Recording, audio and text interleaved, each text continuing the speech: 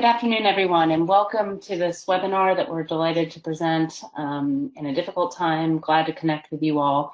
My name is Becca O'Connor. I'm the Government Affairs Manager here at ASRM in our DC office. And I'm pleased to kick off what I anticipate to be the first in what will be a series of informational webinars on the topic of measures coming out of the federal and state government levels to offer some relief to our members in the wake of the COVID-19 outbreak. First, I am tasked with the housekeeping notes. So quickly, before we begin, please note that all attendees will be muted except for the presenters. And as an extra precaution, please mute your audio as well by clicking on the green microphone button next to your name if visible. Time at the end of the presentation is reserved for questions, so please don't be shy about typing your questions into the chat box. I hear that they're already coming in. That's great. At the bottom of your gray toolbar at any time, and all questions, although you won't see them, will be moderated through that window, and we'll read and respond to as many selected questions as we can during the allotted Q&A time. And then finally, a recording of this webinar is being archived on the ASRM website in the coming weeks. So please watch your email for a notification in case you want to review or share. And so without further ado, because time is limited and I want you to hear from the experts, I'm going to open with let me also make sure to note that this is our disclaimer slide. Please note that the views here expressed here do not necessarily reflect the views of ASRM. So briefly, let me give you just the 1,000-foot view of what got us here and why we're having this conversation today. As you know, things have been moving very quickly on the federal level, more rapidly than most of us are used to. And in the interest of time, I'm not going to walk line by line through this slide. There are much more important people to talk on this call, but I want to share with you just a sense of the big picture of the relief packages that we've seen come through the federal gauntlet. And we anticipate, as I'm sure you've seen in the headlines, that additional relief packages and the like will be coming down the pike. We're doing our best to keep tabs on all of this from our space here in DC, and as reflected here on the next slide, you can see that we have been very actively not only monitoring but weighing in with the administration and House and Senate leadership to make sure that the interests of our membership are front of mind as they make difficult decisions and allocate support and assistance. So listed on this slide are just a few of the examples of the types of correspondence and efforts that we've made, and that is ongoing, and we definitely will not let up. And we want to make sure that you get what you need to support you and your patients. Today, more importantly, you will be hearing from some really fabulous experts that span the fields of law, the medical community, and tax. And I want to introduce everyone briefly. They all have fantastic and long resumes, so bear with me as I do what my grandmother would tell me is too fast reading. We're going to start today with Catherine Creech. Catherine is a member of Ernst & Young LLP's Washington, D.C. National Tax Department, where she advises clients on tax issues arising in connection with employee benefit and compensation plans, health and welfare plans, and fringe benefits. Kathy has more than 25 years of professional experience. Prior to joining Ernst & Young, she was engaged in private law practice and served as an attorney advisor in the U.S. Treasury Department's Office of Tax Policy. She's also served in myriad leadership roles. For example, she's the former chairperson of the D.C. Bar Association's Employee Benefits Committee. Kathy's a member of the D.C. and Kentucky Bar Associations and received her BA summa cum laude from Transylvania College, and has a JD from Harvard Law, where she was the editor-in-chief of the Harvard Women's Law Review. So we'll hear from her first, and next we'll hear from Madelyn Healy, who, as a senior associate with the global law firm of Hogan Lovells LLP, advises the sponsors of and investors in a wide range of private investment funds, including private equity and small business investment companies. Madelyn guides clients through all aspects of fund formation and regulatory guidance and related compliance. And while in law school, she served as the production editor for the Virginia Tax Law Review. She has a BA from GW and a JD from the University of Virginia Law School and is barred in both Virginia and DC. And finally, last but not least, Todd Askew will speak to us as well. He is the Senior Vice President of Advocacy for the American Medical Association. Todd assumed this role in 2019 after serving for more than 13 years as the AMA's Director of the Division of Congressional Affairs. In his current capacity, Todd oversees the organization's legislative, government affairs, political, health policy, and private sector advocacy activities. Prior to joining AMA, Todd served as a legislative aide for the American Academy of Pediatrics Department of Federal Affairs, and he holds a BA from Washington and Lee University. Finally, a little bit about me and my fabulous co-presenter today, whom some of you may have heard yesterday. Dr. Kevin Doody is joining us from the Center for Assisted Reproduction Care, an independent fertility center. He attended the University of Texas at Austin and then Baylor College of Medicine in Houston for both medical school and a residency in obstetrics and gynecology. Following completion of his residency, Dr. Kevin, as he's often known, received subspecialty training at UT Southwestern Medical Center. He completed a fellowship in reproductive endocrinology and infertility in 1989. He's board certified in obstetrics and gynecology and subspecialty board certified in reproductive endocrinology and infertility. He's been repetitively honored as one of Fort Worth's top docs, one of Texas's super docs, and one of the best doctors in America.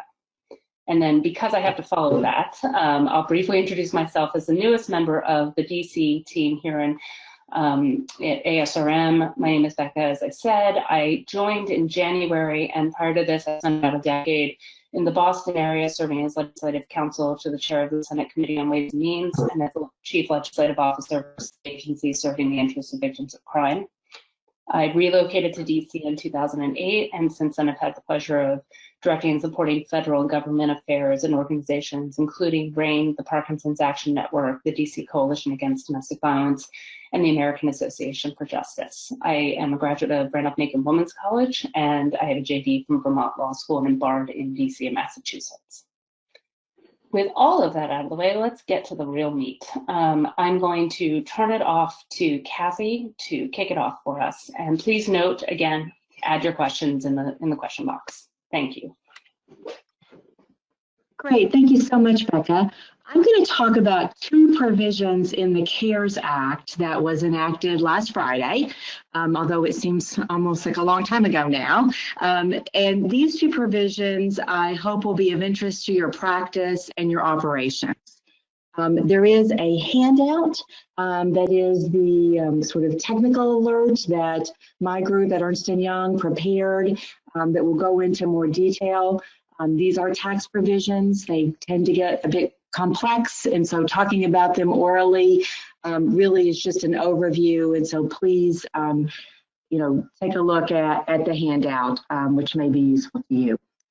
So two provisions. One is a payroll tax deferral opportunity, and the second is an actual refundable tax credit that you may use to immediately offset your employment taxes and potentially receive an immediate refund of cash for your business, for your practice.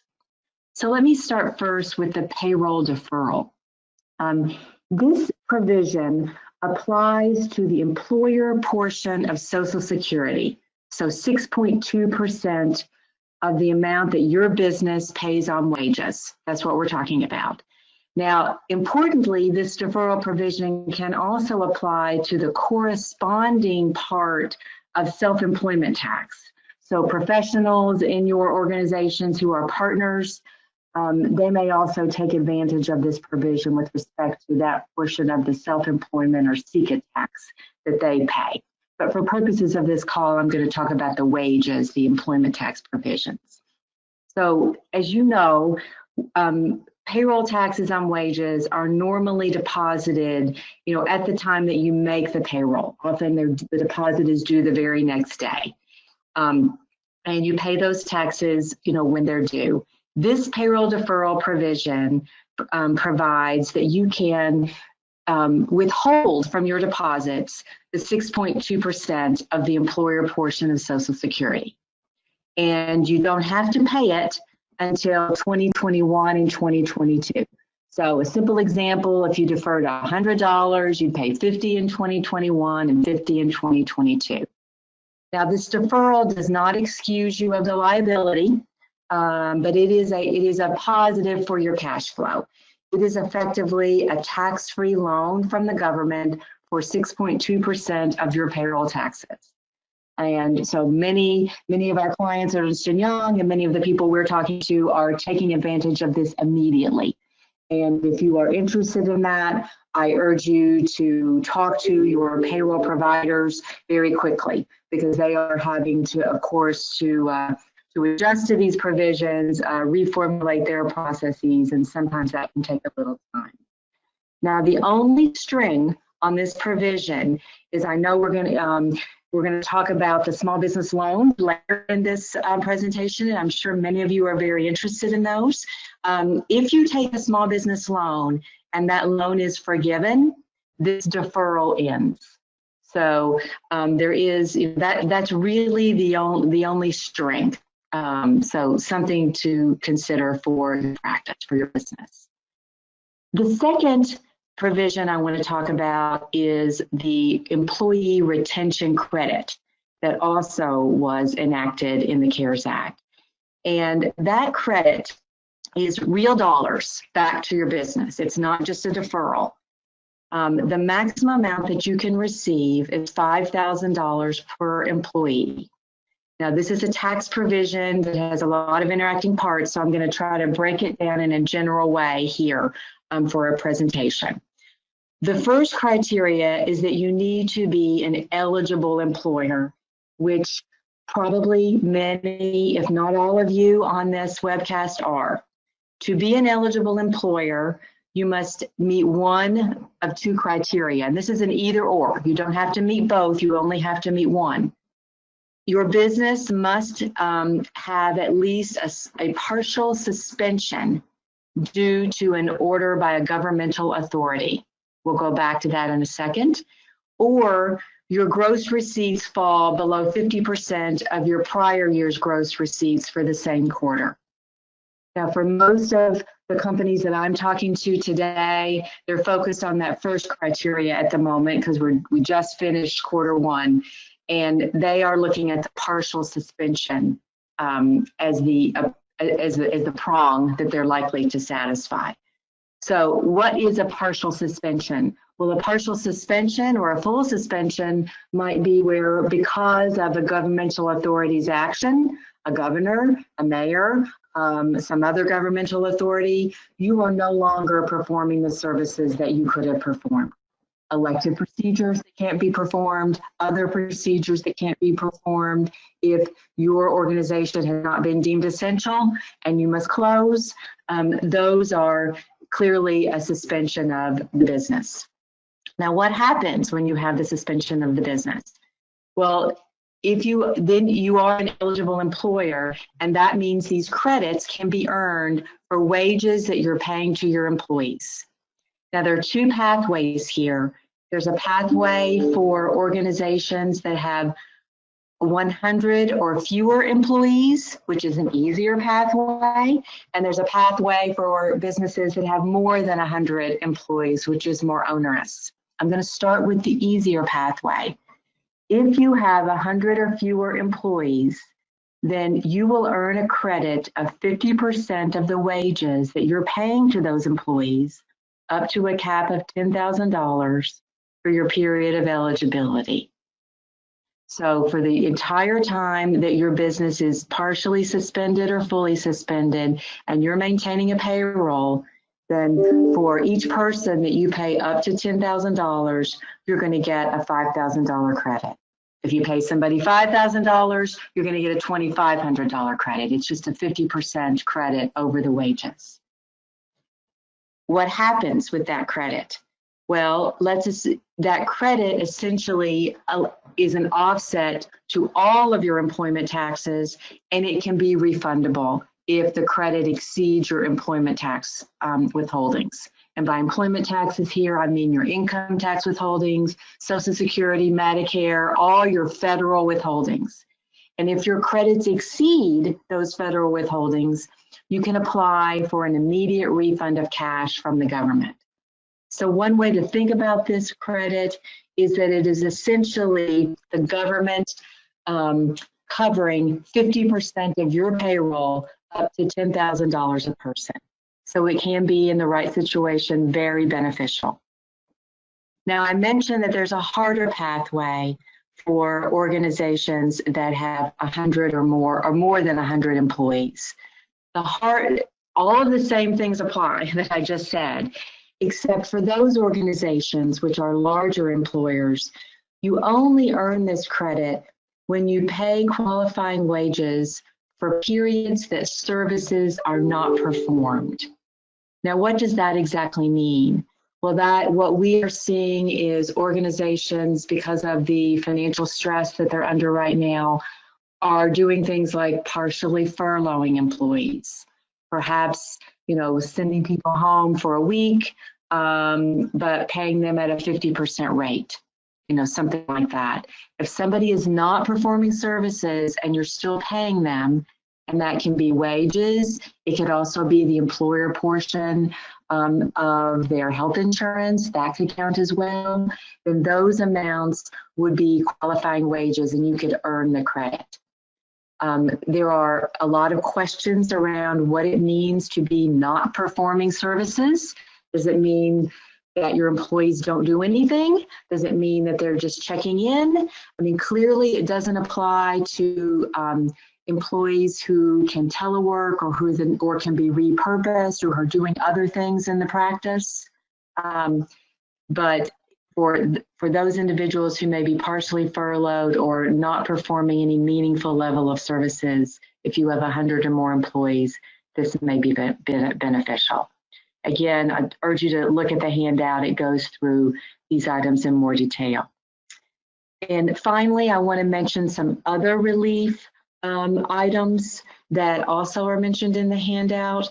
The CARES Act includes some relief, some general individual taxpayer relief for individuals who are affected by COVID-19, not only via illness, but through some other diminished or financial hardship or a reduction in pay.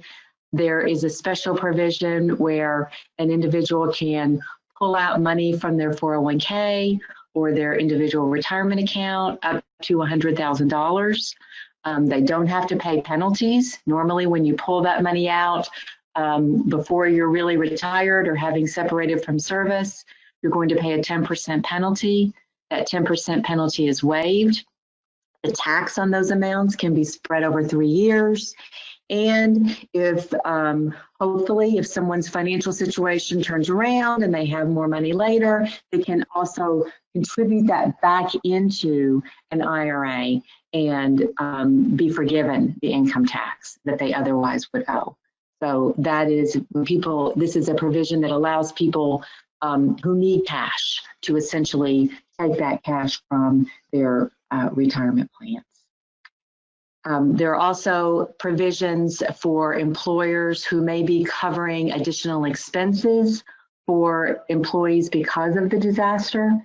These are disaster payments. Section 139 of the Internal Revenue Code allows these types of payments to be paid tax-free, meaning the employer still gets a deduction. The individual does not have to include it in income.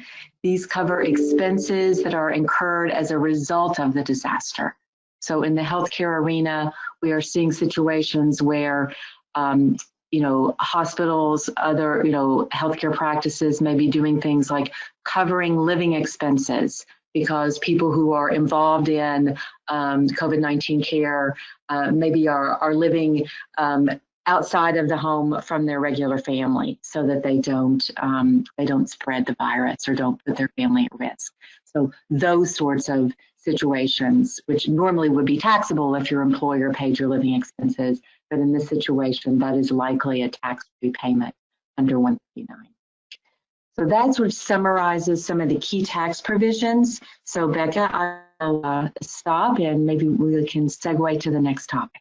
Tremendous. Thank you so much, Kathy. And turning the mic over now to Madelyn. So I'm here to talk about the two provisions under the CARES Act that will provide small business relief in the form of loans under programs from the Small Business Administration. Those two programs are the Paycheck Protection Program, the PPP, and the Economic Injury Disaster Loan Program, or EIDL. We found that a lot of our small business clients are very interested in these programs, so we think they might be particularly interesting for some of you all. So the Paycheck Protection Program is an expansion of SBA's 7A lending program, which is a pre-existing SBA program. That program, as part of the CARES Act, was expanded to provide $349 billion of these loans, which provide up to $10 million per business. The loans have some pretty attractive terms. SBA guarantees 100% of the loan, and a very significant portion is forgivable. And it's very good timing that we're talking today, because today is the day the applications went live and banks are able to start accepting applications for these loans. So in order to determine whether you're eligible to receive a loan, you have to look at a couple of eligibility tests. The first one is whether you have 500 employees or less. So if you do, subject to some affiliation rules I'll speak to in a moment, then you automatically qualify. The second route, there's a bit of inconsistency as of last night in the regulations. You may also be able to qualify if you meet an annual receipts test based on your NAICS code, which would be on your tax form, but we're not certain right now whether that will be available. And when looking at both these tests, you have to aggregate your business with all other businesses under common control or that are affiliated. So for example, if there's 4 different clinics that are all affiliates of each other, you have to count the employees of all 4 of those clinics to see whether you meet the 500 employee test. Similarly, if your business is run or is owned by somebody who also owns a grocery store, you'd have to count all the employees of the grocery store and all the employees of the clinic to see whether you meet the test. So once you've determined you're eligible, the next step is to determine how much you can actually borrow under the program. That's 2.5 times your average monthly payroll cost. That calculation is made looking back 1 year, so the last 12 years from the date that you apply for the loan. You would take the monthly average to get to this number for the formula. And payroll costs include compensation, salaries, and bonuses. They also include the amounts you spend for vacation, medical and sick leave, potentially payments if you're severance payments, health insurance, retirement benefits, and payroll taxes. And one key feature when you're doing this calculation, for each employee, you can only include 100,000 of the payroll costs. So if an employee makes 80,000 and then has benefits on top of that are equal to 15,000, for example, you could include 95,000. But if an employee makes 200,000 plus benefits, you would only be able to include 100,000. And then the total amount of the loan is capped at 10 million. The terms of the loan, as I mentioned, are pretty attractive. The initial sort of basic terms are an interest rate of 1% with a maturity of 2 years. There's no collateral or personal guarantee. You don't have to pay any interest or principal for 6 months, and you have no prepayment penalties or fees. So if at any point your business is sort of back up and running, you can pay back this loan to the extent it's still outstanding. And then, so the most attractive feature is probably the loan forgiveness aspect. You are eligible for, if you get one of these loans, you're eligible for loan forgiveness up to 8 weeks of 4 different categories of costs. So the amount of the loan is 2.5 months of payroll. The amount forgiven is 8 weeks of payroll, mortgage interest, rent, and utilities. Except that the last 3 categories, so anything except for payroll, are capped at 25%. And then because the program is really aimed at keeping people employed and keeping people employed with reasonably high salaries, if you lay workers off or reduce salaries, once you're at that 100,000 mark, reduce salaries by more than 25%, then that will affect the amount that you can be forgiven. However, if you've already done that, there is a provision to rehire or restore wages. And as long as you do that by June 30th, you're not penalized. So in order to apply something, although this is an SBA program, it's important to remember that the lender under the program is actually a bank. And in order to apply, you should try to contact one of those lenders as soon as possible. The application just opened today. SBA specifically said that the money is available on a first-come, first-served basis. There's a lot of worry that the money's going to run out. And so if you want to apply for this, you want to make sure you're in the queue before the money runs out. In order to do that, I would recommend starting with your bank. We've just heard today with the application opening that some community banks have been easier to reach and easier to contact than some of the large national banks. But there are hundreds of SBA approved lenders, so there's a very good chance that your pre-existing bank is already a lender, and that's probably the best place to start. If you contact your bank and they tell you they're not a lender, you can go on SBA's website, which is just sba.gov, and search for their lender matcher tool, and that'll help you find a new lender. In the meantime, you can start preparing the application, which is actually on the Treasury website. If you look up treasury.gov and look for the CARES Act, and also start preparing documentation around your payroll. They're going to ask for a backup for when you're saying the 2.5 times your payroll costs. You need something to support that. Could be something from payroll tax filings or other similar documentation. So that's the one program that's the bigger of the two programs, the Paycheck Protection Program. There's also a program called the Economic Injury Disaster Loan Program. So this program is also a pre-existing SBA program. It was expanded first in some of the early legislation and then expanded further under the CARES Act last week. And this allows for certain small businesses to apply for up to $2 million in emergency funding. In order to apply for an EIDL, you have to meet the same size criteria that we talked about under the PPP, so essentially 500 employees or less. Then you also have to have the business must be in a declared disaster area. That's currently the entire United States. It's possible that will change, but we don't have any expectation it will. And the borrower must also be able to demonstrate economic injury. For this program, the lender is actually SBA, whereas under the PPP, the lender is your bank. This one you would go straight to SBA. The terms of the EIDL loans are more flexible and have somewhat of a range. Interest is from 2.75% to 3.75%. The maturity is for 30 years. There's also no fees or early payments. And you can use them for a wider variety of working capital needs. So it's the same types of expenses as the PPP, but some other expenses like accounts payable. So one of the really interesting features of the EIDL are the emergency grant advances. So this is an advance on your loan.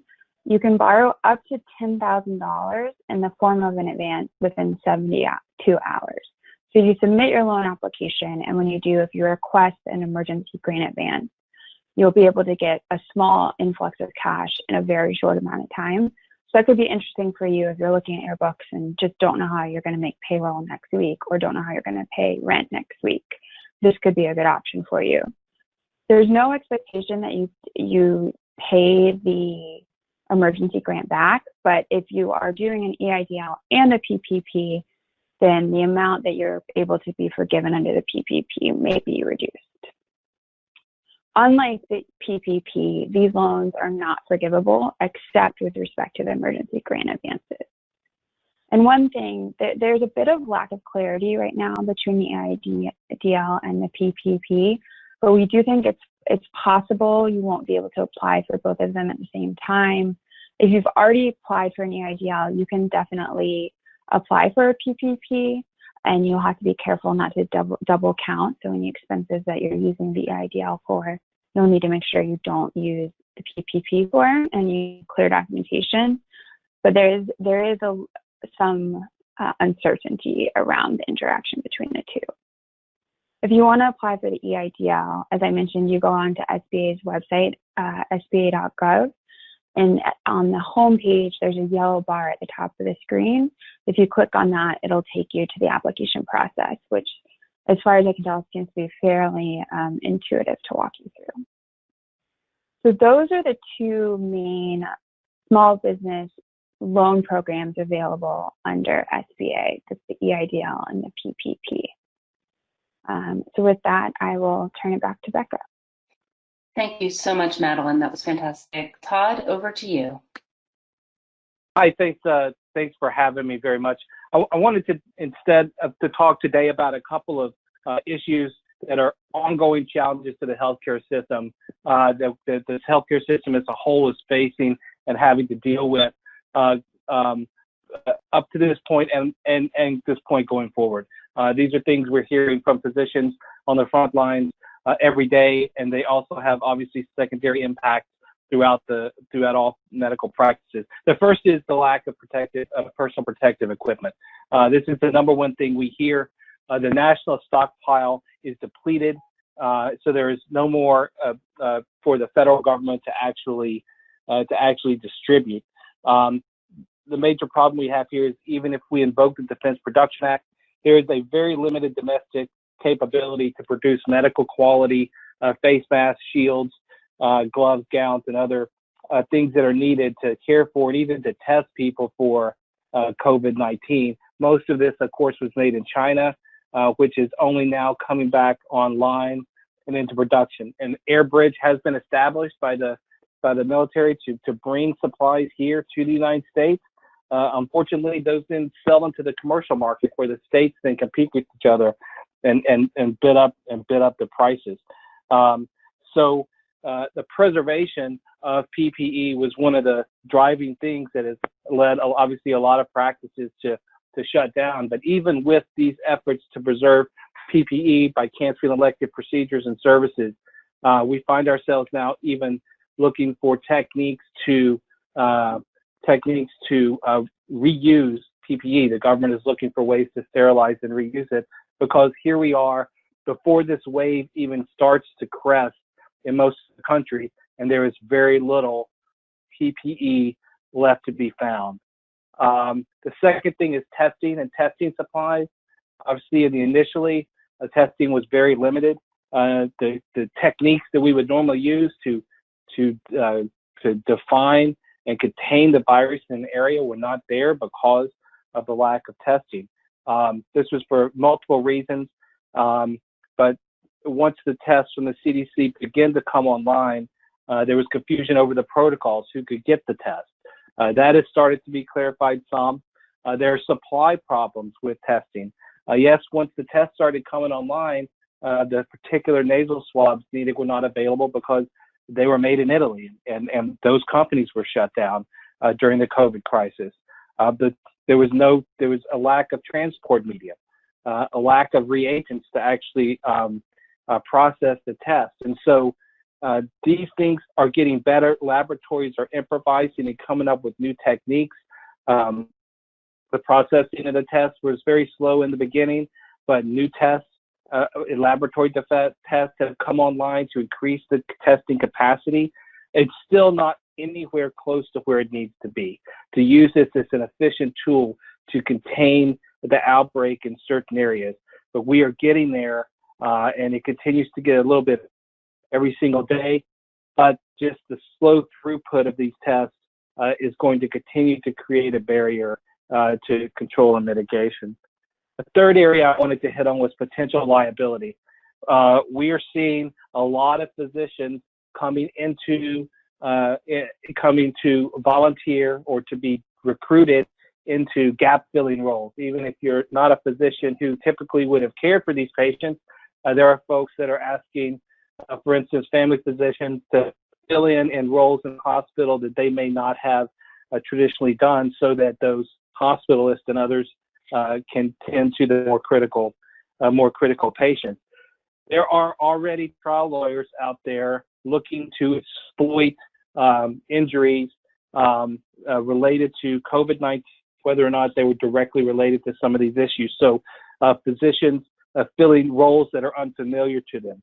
The reentry of retired physicians. We've seen a lot of retired physicians volunteering to serve in roles in the healthcare system to take the pressure off some of their colleagues. Or there's going to be some very difficult treatment decisions. There are emergency room physicians, critical care physicians, who are going to have to make life and death decisions essentially about who gets the ventilator and who does not.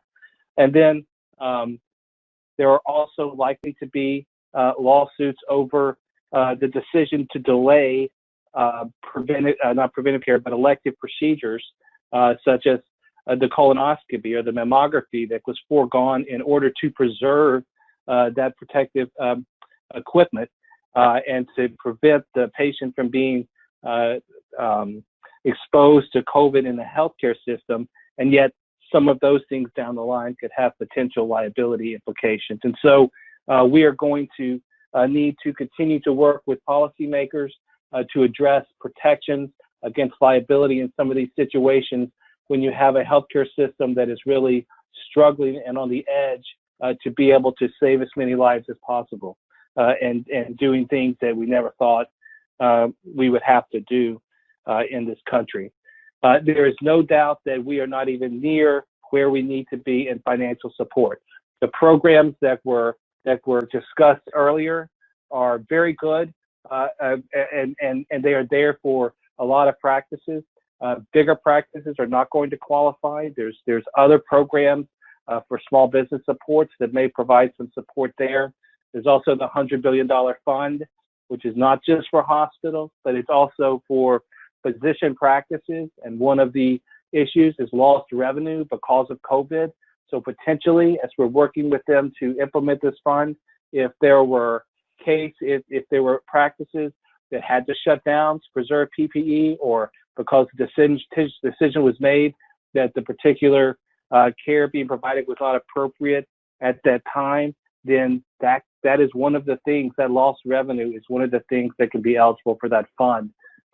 There's probably going to be some announcements about hospital spending on that fund later today, but we are also in conversation with the administration in an ongoing way to find a way to get those resources from that fund and inject them directly into physician practices to help create stability. And the last thing I would mention that we're going to have to deal with is the unknown. Nobody has seen a disease like this in their lifetime. Every day we're learning more. Every day we're finding out new things, and rarely is it good news.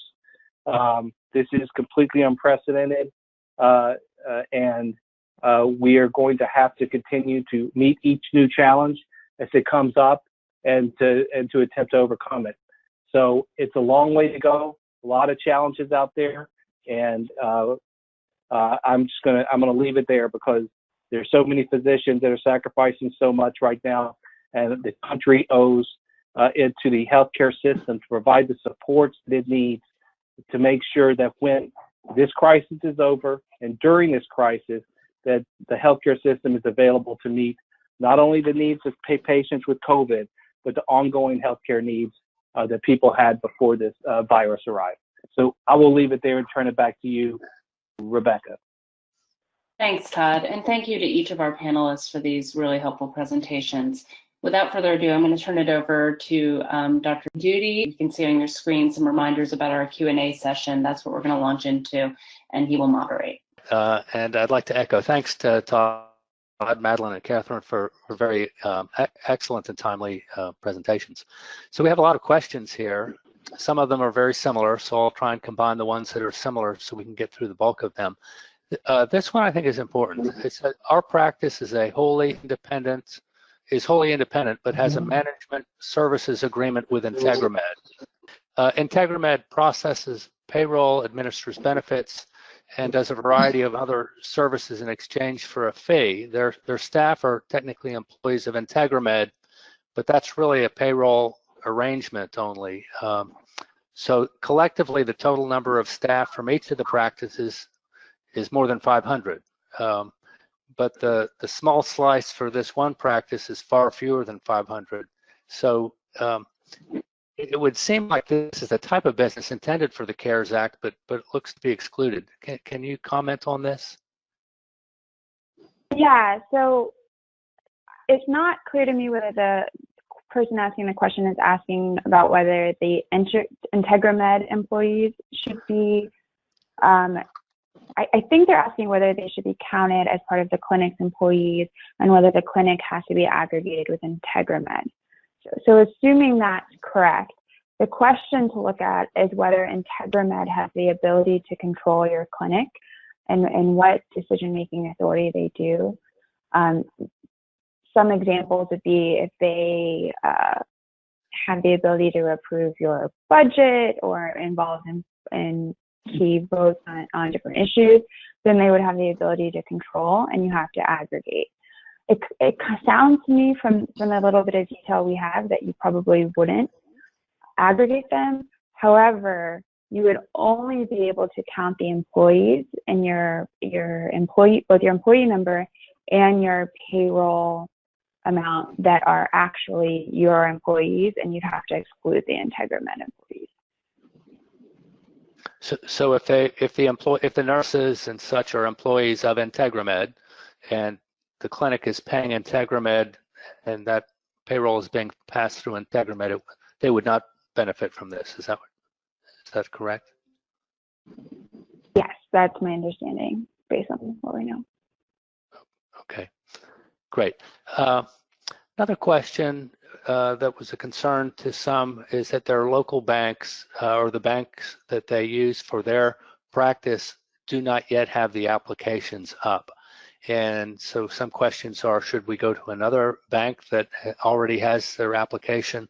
Specifically, the one questioner says Wells Fargo has been authorized, but they don't have their app. Is this a time frame worry? Is it so time sensitive that they should be seeking out another bank, or is Monday or Tuesday next week too late? So it's really impossible to know.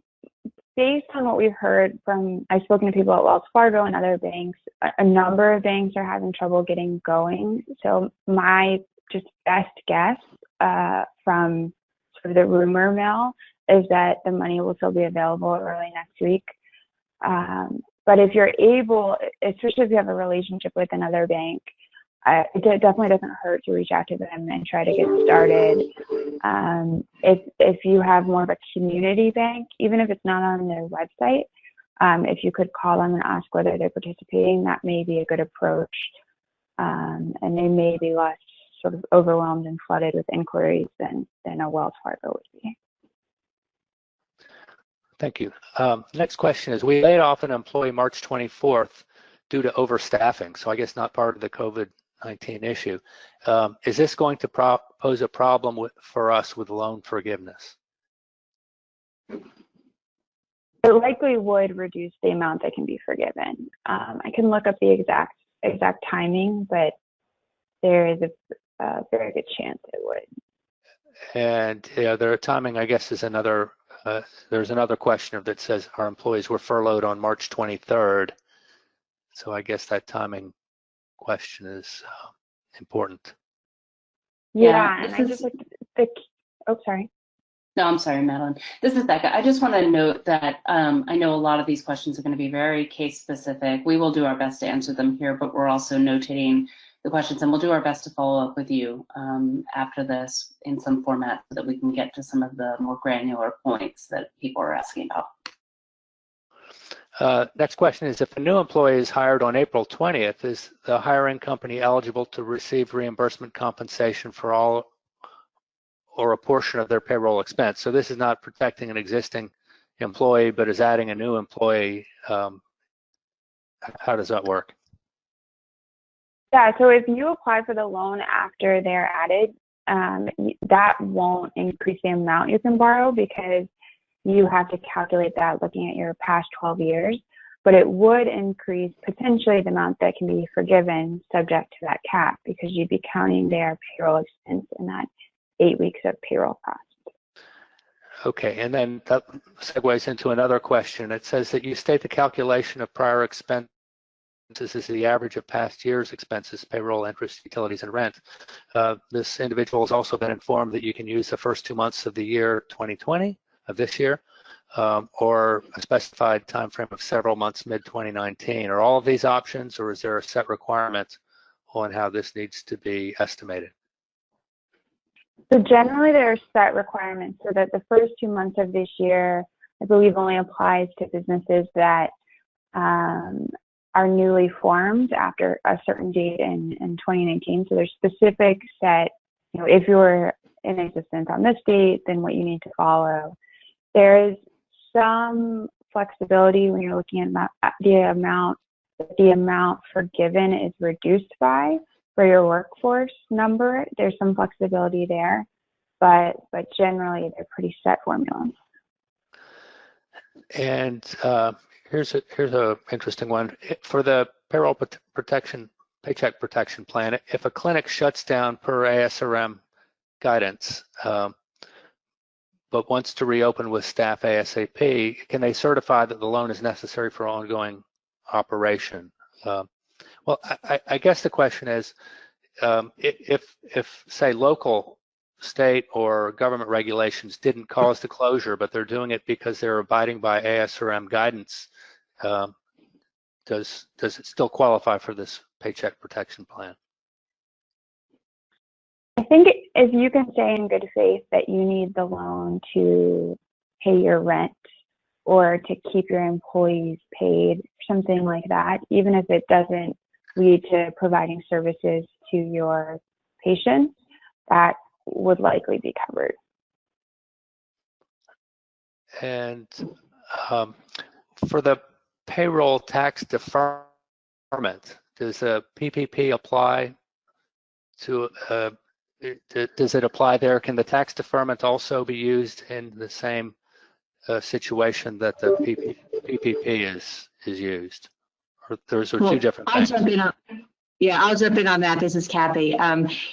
If you receive the if you receive one of the small business loans or paycheck protection program loans, then the deferral ceases. There is some regulatory, some people have already deferred those taxes. And of course, the loan program just officially opened today. So there are some questions around, well, what happens now if you go and apply and get one of these loans? We expect the Treasury Department to set up a process where those deferred Social Security taxes would have to be paid back. Okay, great. And there are two similar questions, I think. Can small business apply for both paycheck protection program loan and the economic injury disaster loan? What are the limitations, if any, on receiving multiple loans or money from multiple financial assistance sources? Yeah, so if you've already applied for an EIDL, you can definitely apply for a PPP. However, if you haven't already applied, there is a major gray area in the regulations about how the PPP and the EIDL interact.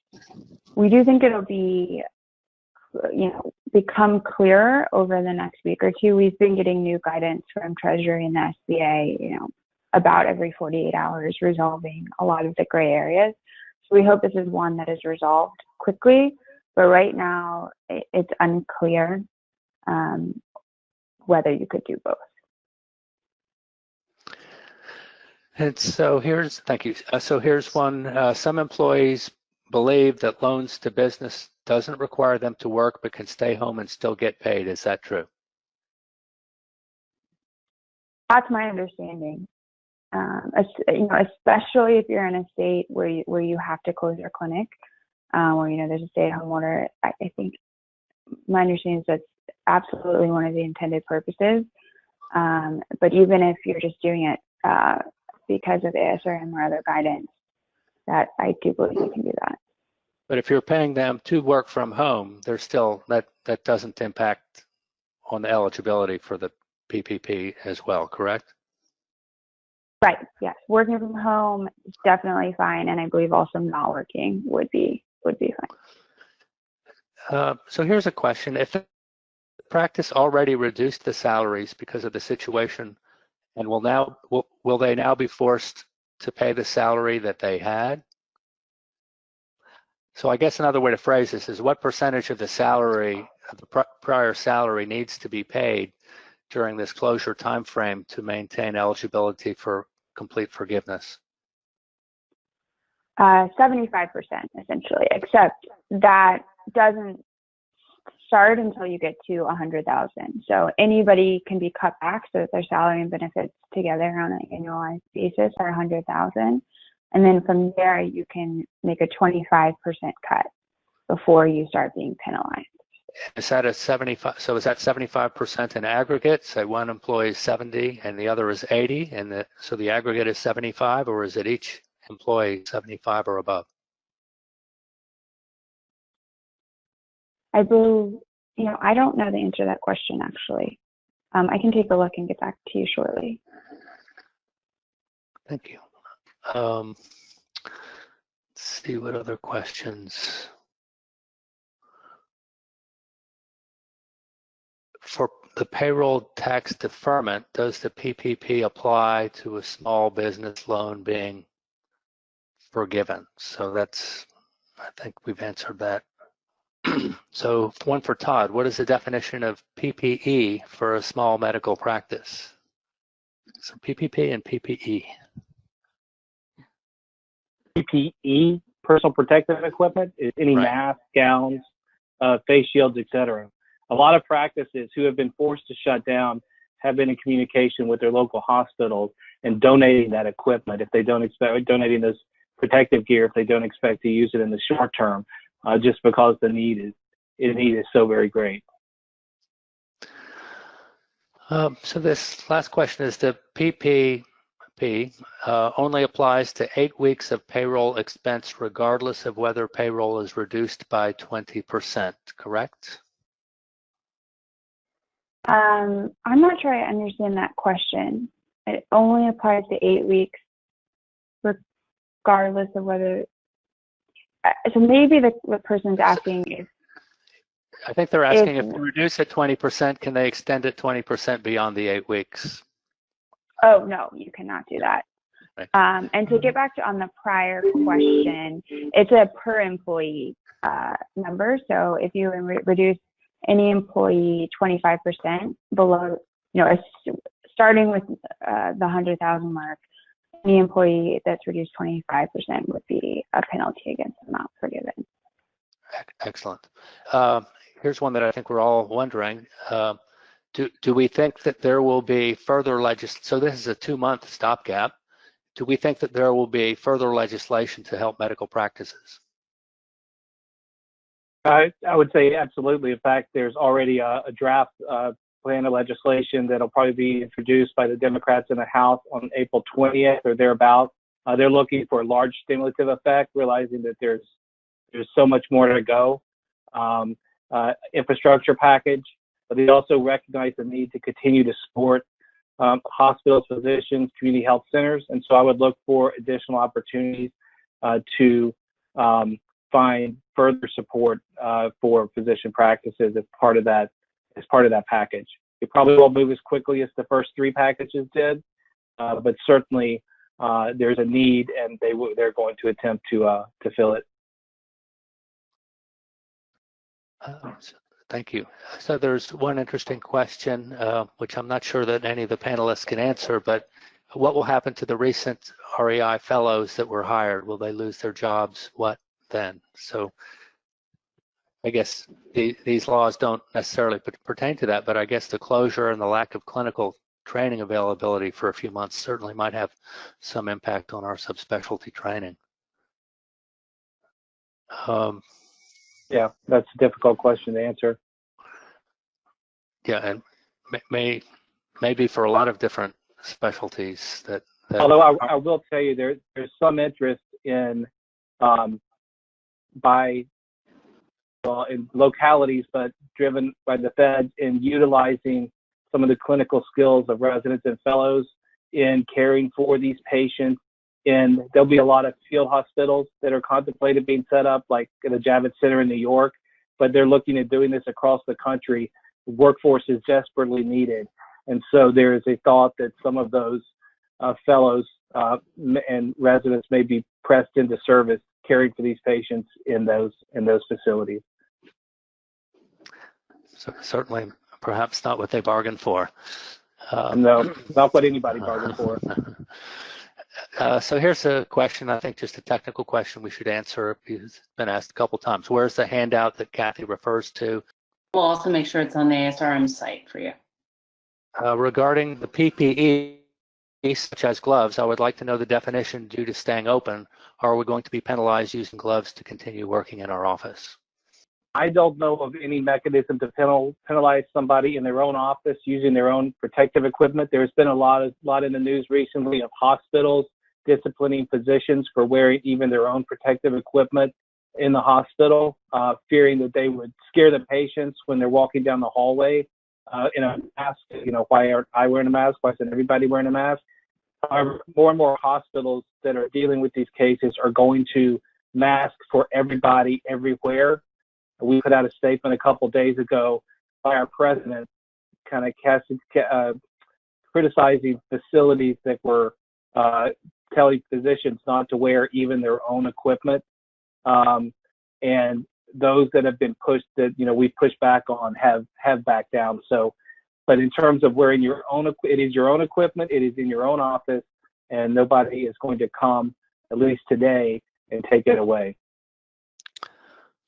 Great. And then one last question, we run out of time, but how long does ASRM anticipate that the clinic closures will need to continue? And I think I'll answer that one. Certainly we anticipate it won't be by Easter that we'll be reopening, and obviously the ASRM COVID-19 task force is committed to reassessing this every couple of weeks. That's right. Thank you. Thank you, everyone, for your questions. Thank you, Dr. Doody, for managing that process. And thank you to our panelists for your expertise as we all try to wade through these unfamiliar waters. And again, as I said at the outset, please recall that this is the first of many such informational resources and sessions that we hope to have. The ink is barely dry on many of these measures, and you know, we've heard internally that even our own at ASRM, our own folks have been on hold with banks trying to get in touch with folks. So we're all in this together. We'll keep you apprised. We thank you for joining today, and we encourage you to, if you have not yet already, visit our website where we have a COVID-19 related resource page, and we'll be sure to get the materials, including the handout from Kathy, out to the participants of this call. Thank you, everyone, for joining. That'll end our webinar today. Thank you.